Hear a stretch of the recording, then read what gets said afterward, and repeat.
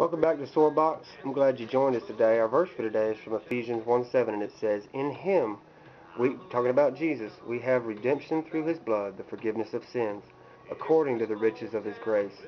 And we've been talking about all these plagues in Egypt, and we finally came to the 10th one, and that's a plague where God is going to strike the firstborn of every household. The exception is made for the Hebrew children, who after they've made the sacrifice, they are to take some of the blood and put it on the doorpost and on the lintel of their home.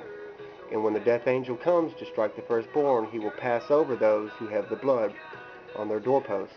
And it's kind of like that for us. When we stand in before the judgment of God, if we receive Jesus Christ as our Lord and Savior, received His blood payment for our sin, God will look over our sin. Not only look over, but the Bible says our sin is as far as from the east is to the west. Our sin is gone. It's taken away. And this is just an awesome picture of God showing many, many years before what He intended to do, and that was to send the perfect lamb, the perfect sacrifice, and shed His blood, which was perfect and holy and pure, for the sins of the world.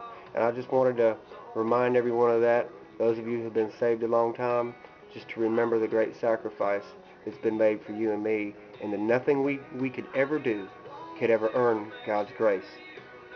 And the Bible says we have forgiveness of our sins according to the riches of His grace.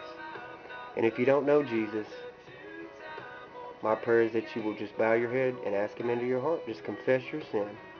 Say, "God, I confess I'm a sinner. I want to turn away from my sin. Come into my heart. Make me new." And He'll do it. He promises to in His Word. God bless you. We'll see you back here next time.